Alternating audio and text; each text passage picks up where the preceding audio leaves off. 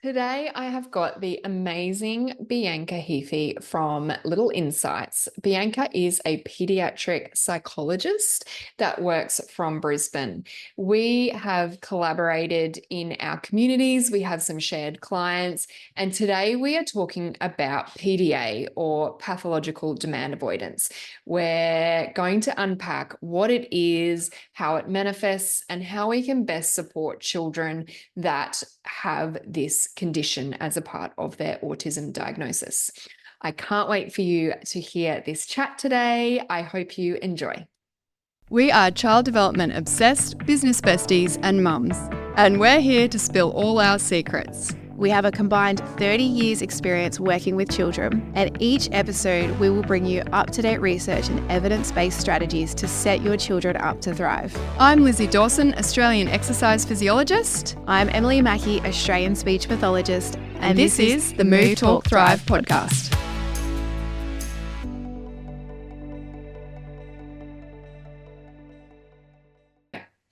All right, I am so excited to have Bianca with me today. Bianca is a pediatric psychologist, and we work together from both of our clinics in the same neighbourhood in Ashgrove in Brisbane, and share some similar clients, have some shared clients, and are part of our little PD gang, which is where Bianca presented on PDA, so pathological demand avoidance.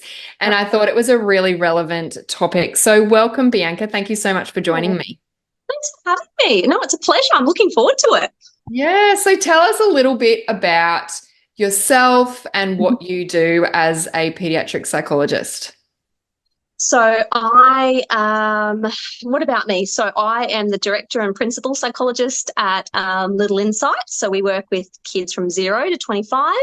And yeah, I see, I've got quite a high caseload of kids with PDA. But I also work in kind of developmental trauma. That's my other area that I work in, as well as sort of other mental health sort of challenges as well. And just really passionate, I guess, particularly about PDA, because often it's misunderstood. And yeah, it's good to kind of have these discussions to unpack it a little bit more and understand it, really. Yeah. And so when you're talking about working with, from 0, what sort of things are you working with families on for those, those babies, the infants? Yeah, great question. Yeah, because often people are like, 0, what do you do? Yeah, I'm interested. Yeah, and often, look, it's really about working with the parents at that stage. And, really it's mostly my work is focused on sort of attachment. And so we do sort of attachment therapy around that. I've had others who have had medical trauma. So we're kind of talking with the parents and around sort of strategies and ways to kind of co-regulate the child and kind of create that safety. And yeah, so kind of they're probably been my sort of areas. Other psychologists here work in kind of, development and developmental milestones, and sort of some parents just want to check just to make sure, hey, my kid on track. Yeah. So that's always, so that's a great question. No, it's just like, what do you do with little babies? It's so good because, there's so much research around early intervention. And I think, I've got 2 boys, 5 and 7. Actually, you're on my list of people to get in touch with, to just have a check-in, really, to make sure that, we're supporting them the best way that we can, I guess. So I guess you would have that, wouldn't you? You'd have a range of people that you work with, from parents that are doing the check-in through to parents of children that have, a condition around something like PDA. So do you want to just tell us what PDA is and, what we might see presentation-wise? Yeah, absolutely. So I think PDA, and there's a different sort of language, like different sort of descriptors sort of out in, the world. And often that comes from sort of other lived experience literature.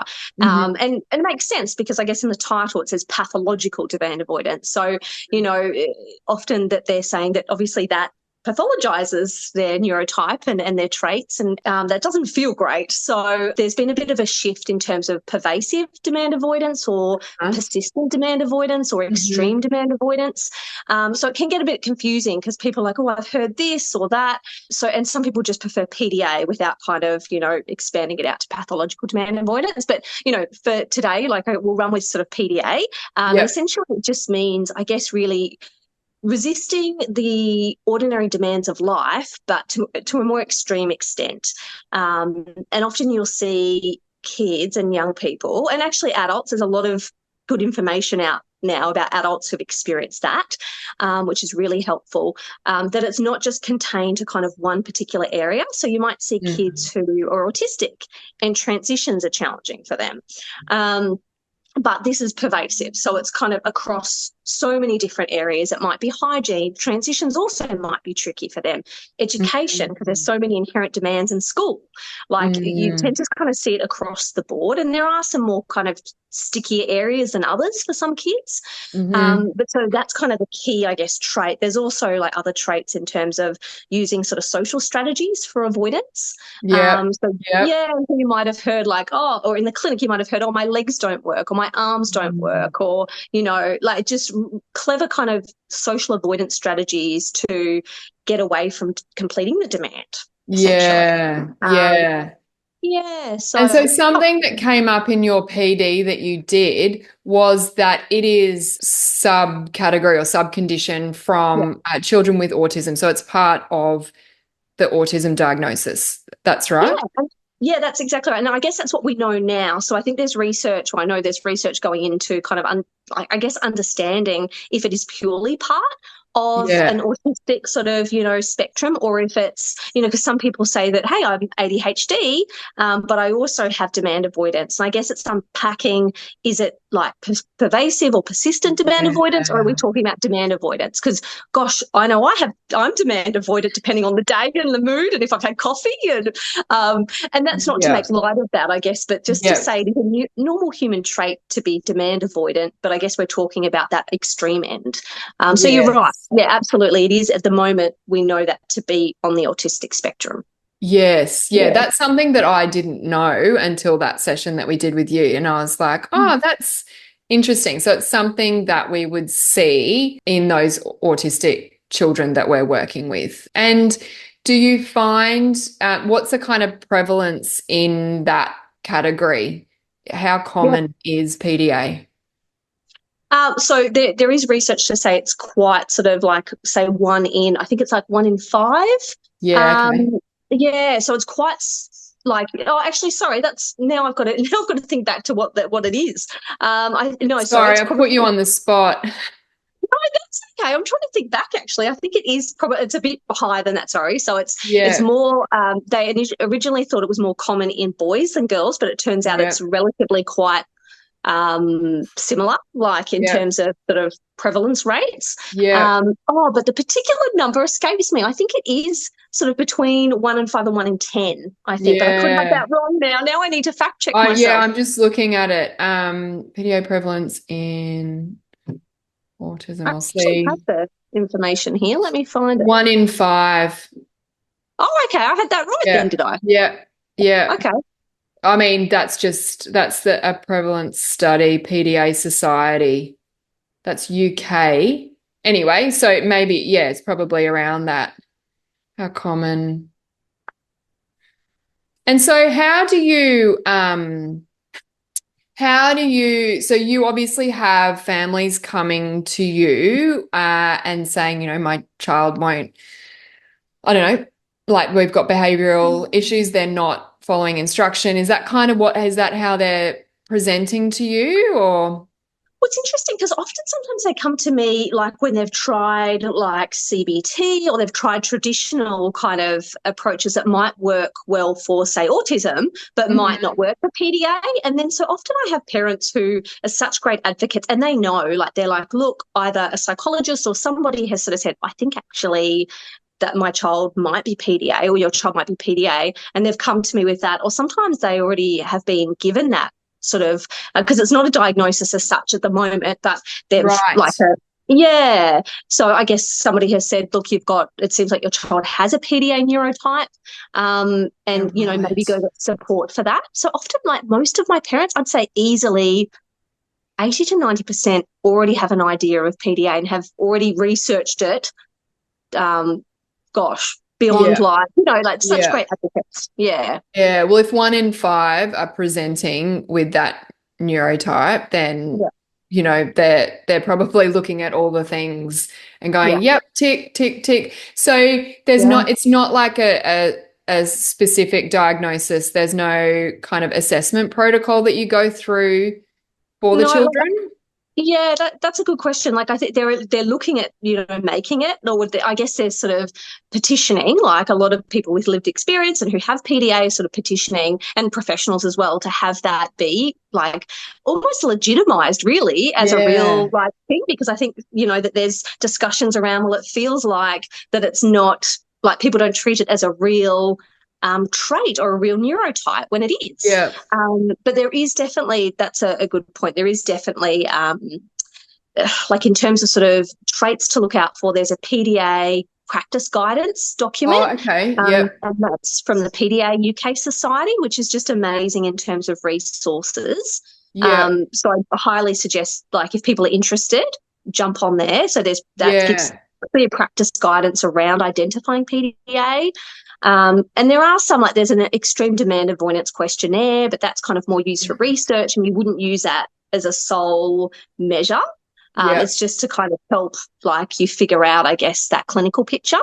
But unfortunately, there's no one assessment. I think even the ADOS, there's research to show that there's some modules in the ADOS, the autism diagnosis, that measure that's not always, like, particularly, like, that's not the sole measure of, like, autism, but that's commonly used, that measure, the ADOS. So then there's little bits and pieces here, but there's no one sort of measure or sort of battery of assessments. Right. And so how would you then track progress of those clients that are coming and seeing you with PDA? Because I'm thinking that any clinician or practitioner that is working with autistic children is going to have 1 in 5 of them potentially with presenting this way. So how can we track progress? A great question. And I guess what we do know about PDA, it's like like in America, they very much call it a nervous system disability. So I guess in terms of really tracking how that nervous system's going. And so I have clients who've come to me and, they often talk about, like, being on razor's edge in terms of dysregulation. So, like, anything can kind of flip their lid and they're dysregulated. And the parents are saying, well, we can't engage in school. We can't do this. We can't do extracurricular activities. It's just that it's too hard.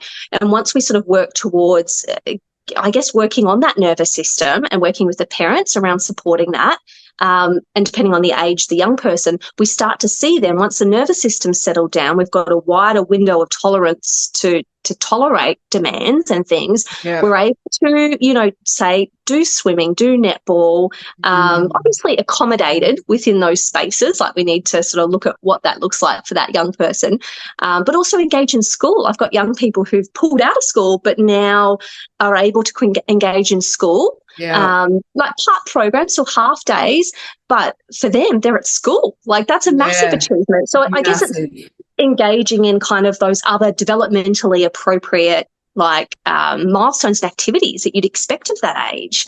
And also that nervous system activation. Like, you wouldn't be seeing it flaring up as much and flipping into fight, flight, freeze, if that makes sense.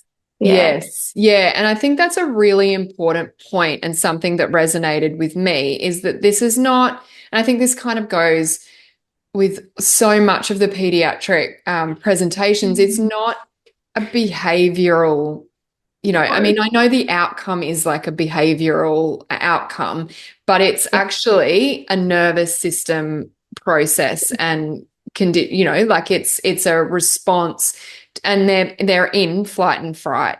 So so what's the actual process that happens? Is it that when they're being asked to do something that triggers them and they go into that flight and fright response? Yeah, absolutely. That's it. Like, that's perceived as a threat. to them, Yeah. and a threat to their autonomy as well. Like and then therefore that threat then pushes them into that fight, flight, freeze response, and they're dysregulated.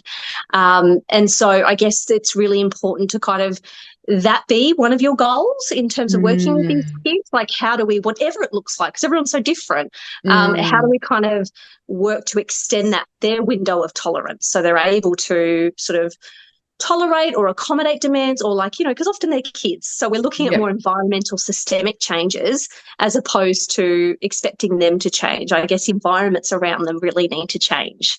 Yes, I love that, because I think there's, with pediatric therapy, I think there's so much about trying to change the children. And it's like we've really got to reframe what we're doing. And it's, it's not just kids. Like, I think about it from a team perspective, even. Like, we're trying to change the way in which people work so that we all kind of work together and we're all kind of following suit. But that's not really the best way to do it. And I think that's such an important point in regards to working with children, that it's about changing the way that we're working with them and changing the environment so that it's an environment in which they're going to flourish and feel comfortable and thrive. Absolutely, I agree with you. And sometimes the systems around the child or young person can be really hard to shift because, they've got 25 kids, let's say, teachers in their class. So it's hard, to work out. But like, I'm hopeful, and I see it with kids that I see, that there are ways that we can accommodate in the classroom and we can shift things, and that they can engage because they deserve to engage in those spaces. Like, I just find that deeply sometimes, like how our society, and this is me on my soapbox, that, that it's unfair. Like, they've got a particular brain type, and why is all these spaces geared towards another, like, neurotypical brain type, so to speak? I think as therapists, we can give them that validation and that acceptance, and be like, you know what, how does your brain work? Let's run with that, as opposed to sort of putting those traditional, which, look, they have their place. I'm not saying they don't, but other, like, working with them in terms of sort of collaborating and being, I guess, open to shifting our practice as well. Yeah, I think that's a really good point, because I think that it's going to have to change. Like, the prevalence in or the data around children struggling developmentally is so concerning that we need to change the way in which we do things. Absolutely, that's it. And like, I see, like, in terms of one of a mutual client I have with one of your exercise physiologists, like, just sort of being able to touch base with them and see how they do things, and then then changing the way I practice, because I'm like, I didn't think of that. And like, I think that mutual kind of sharing of ideas and working with kids that, we haven't been, I wasn't trained in how to work with kids, neither were we.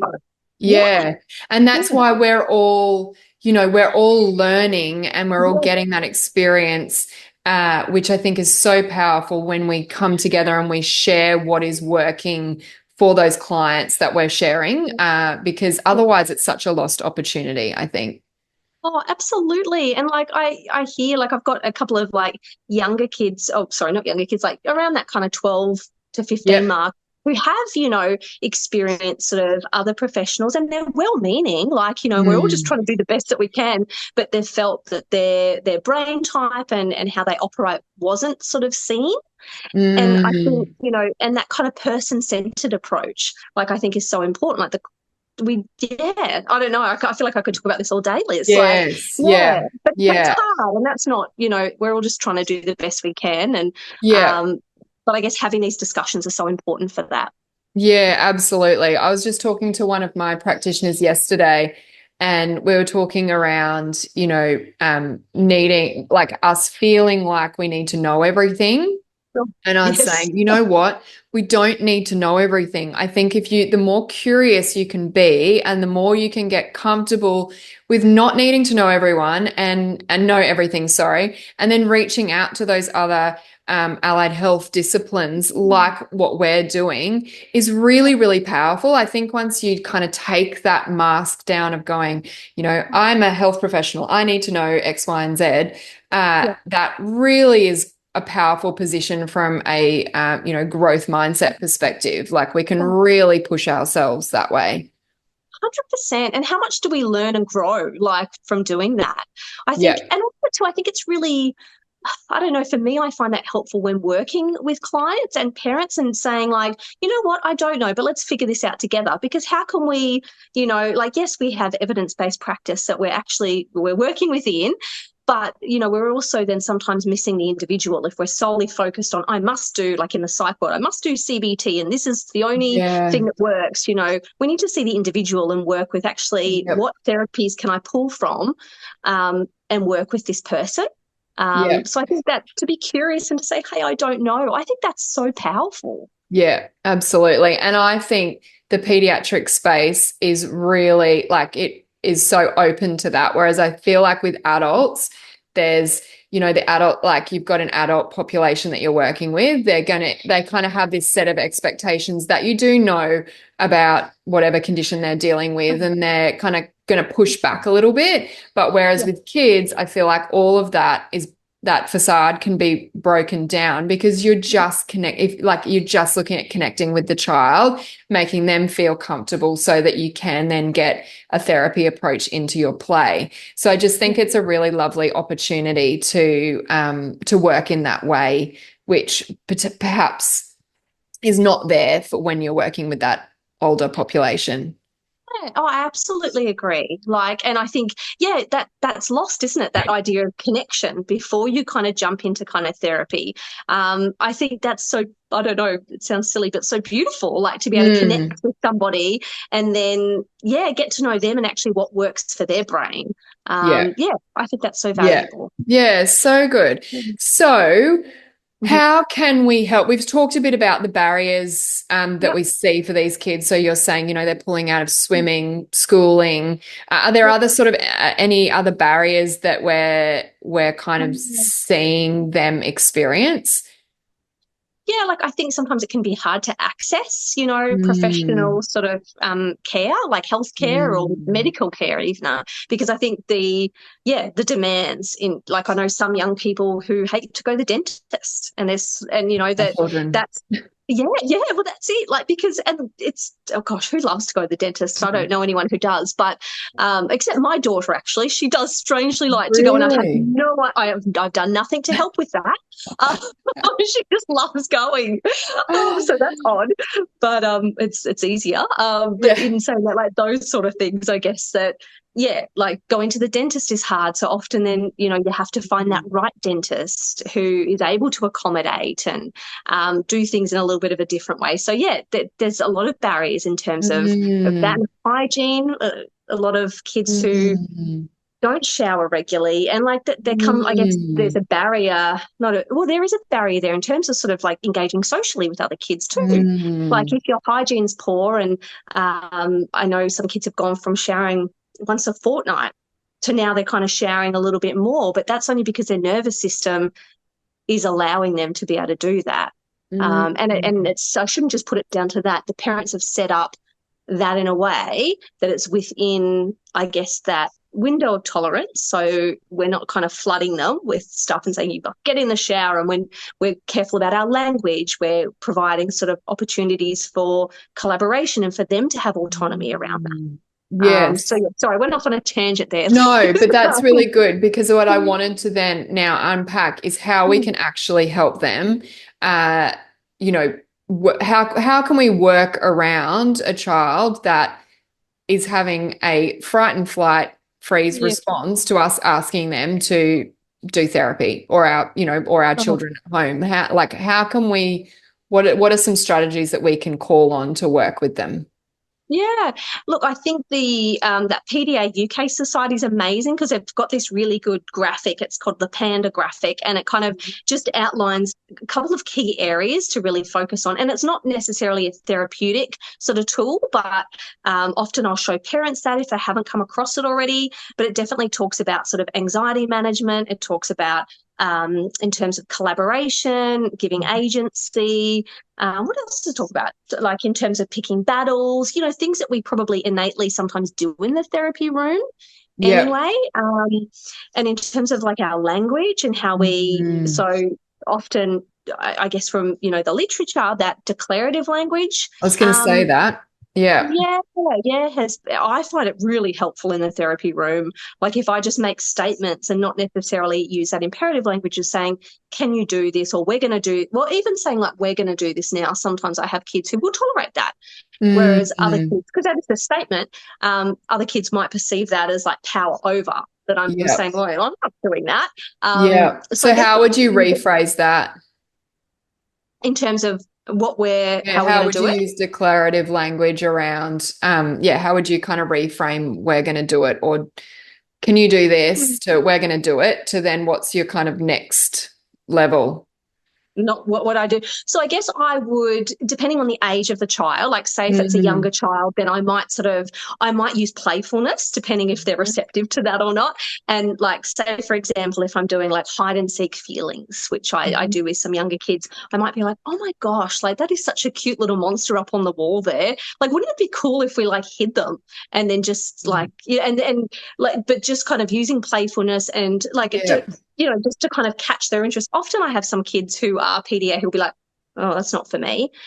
So I guess like that, and that's fine. But the setting it up in terms of, I should also mention about like having interest. So the special interest, say I did, rather than hide and seek monsters, and I did hide and seek Pokemon. And I'd be like, oh my gosh, where's Pikachu gone? And like just making a statement, and then often I'll have kids be like, where is Pikachu? Oh my gosh, do you think you can match Pikachu to these feelings here? Or and then kind of, so you just kind of making statements, but making it engaging to their special interests and fun, I guess. I don't know if I answered your question or confused you more. No, that's good. I know I was looking at it, I think I listened to another podcast and I was looking at it for my kids who I struggle to get to eat breakfast. So I can't say sit at the table and eat breakfast, because they just won't. They just won't do it. So the example was like me saying, oh, I'm hungry. I think I'm going to have some breakfast. I'm going to sit down and have some breakfast, and kind of taking the lead. And it definitely works.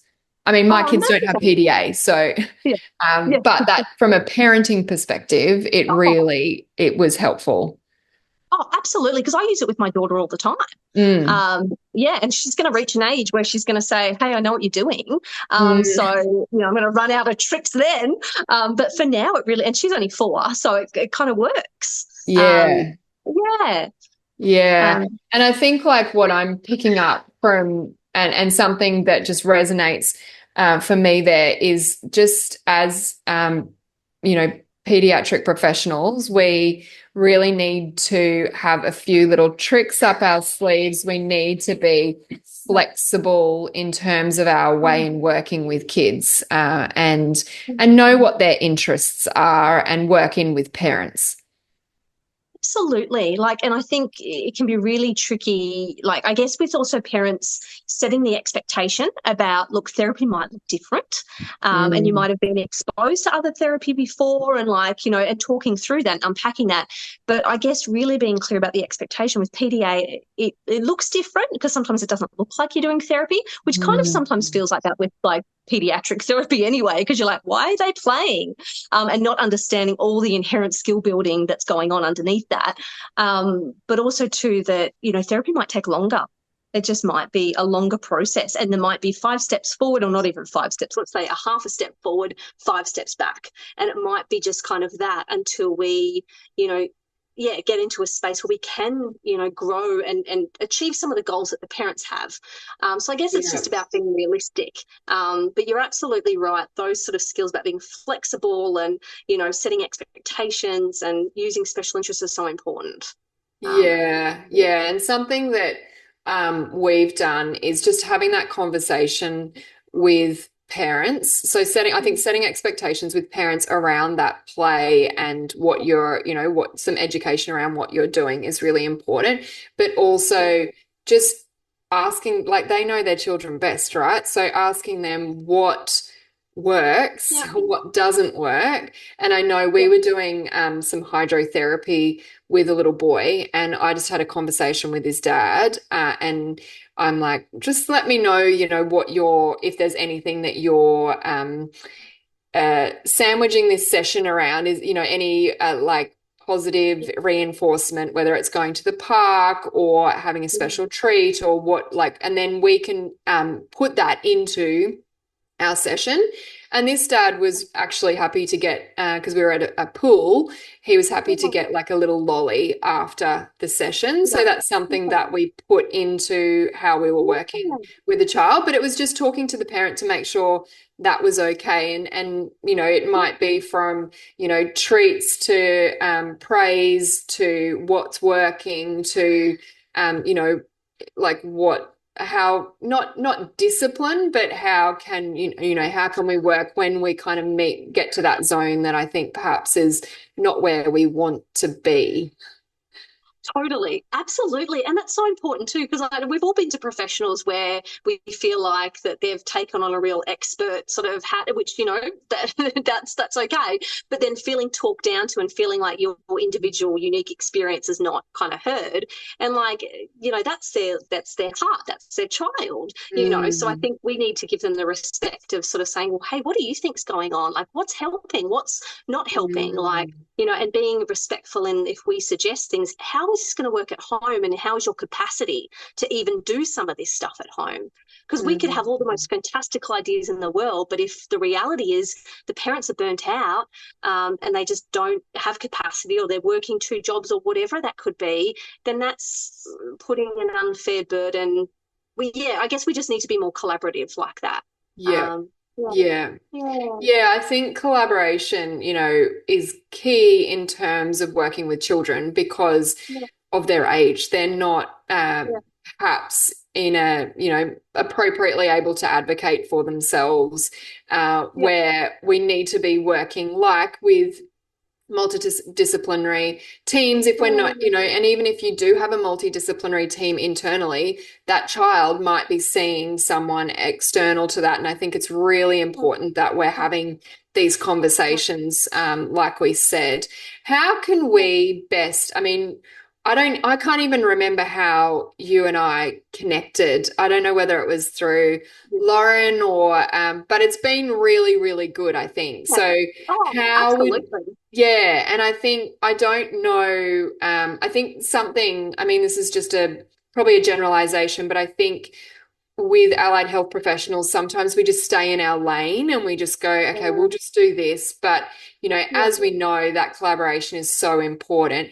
What would you like? What are some things that you do? Because I feel like you've collaborated really well. We've got that PD group that you and Lauren and I are a part of, which I think is amazing. I think if people can be setting up those groups, like that is just because it's social, like we catch up, we have cheese and wine. It's on a Friday night, which sometimes you can go, oh, I don't really feel like going, but it's also just, it's good vibes because we're making it a social catch up. I think that's kind of key. But are there any other tips that you would have for allied health professionals, maybe like new graduates, in terms of working with pediatric psychologists or allied health teams?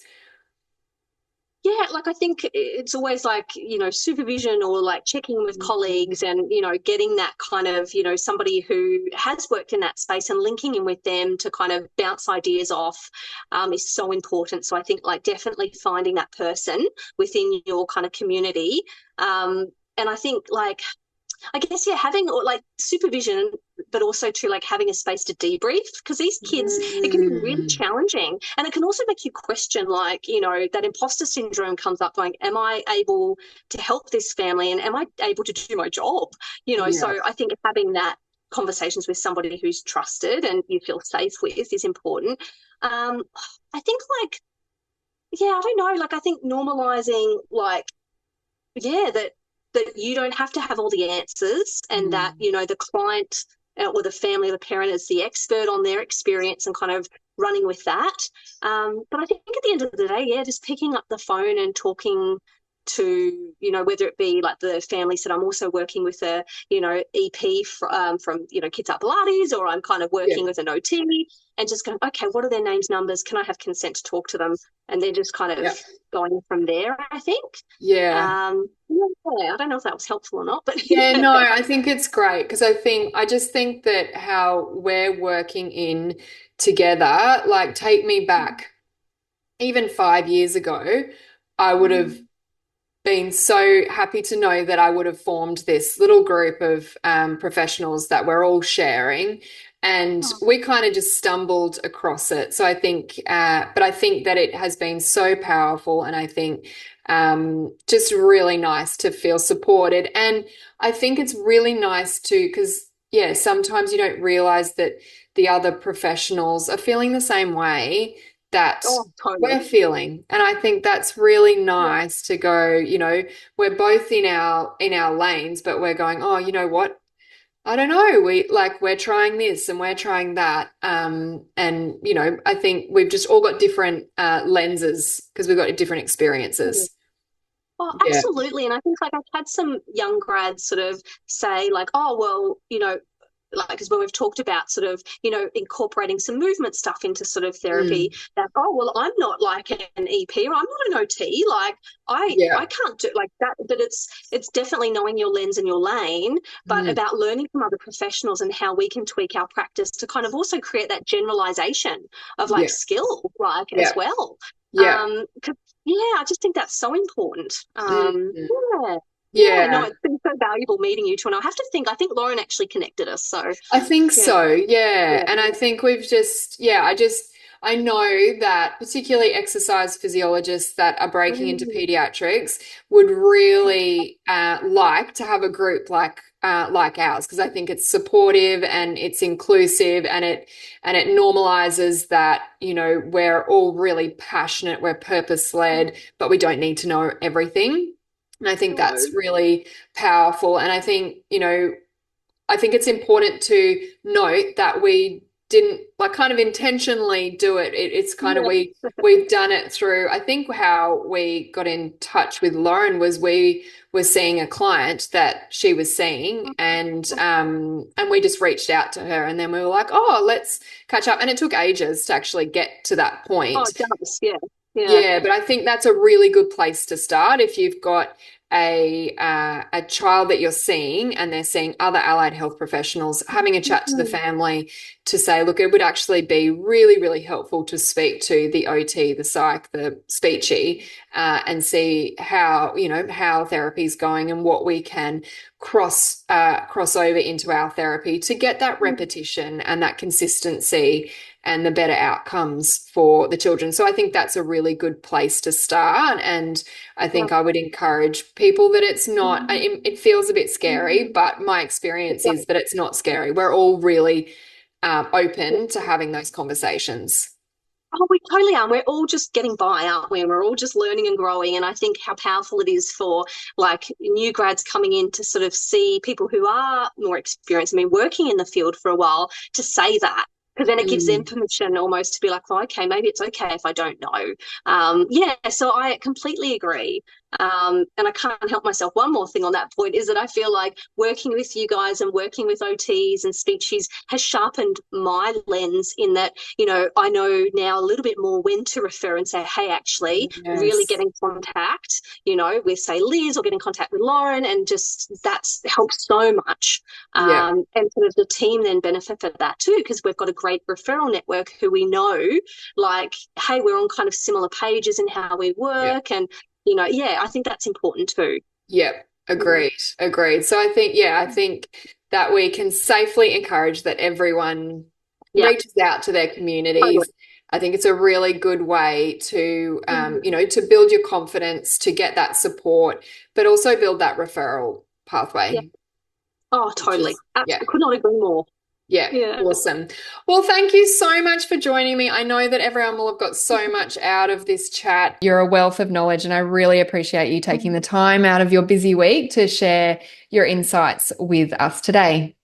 Oh, well, thank you so much for having me, Liz. It's been a pleasure. I always enjoy talking to you, so thank you. You're so welcome. Oh my goodness. I hope you loved that chat as much as I did. She is such a wealth of knowledge, and what a wonderful conversation about how we can support children and how collaboration is key in terms of pediatric therapy. I am so excited that you have listened to this conversation. I would love to hear how you found it. Please share it with your communities and review us where you listen to your podcasts. And we'll see you again next week.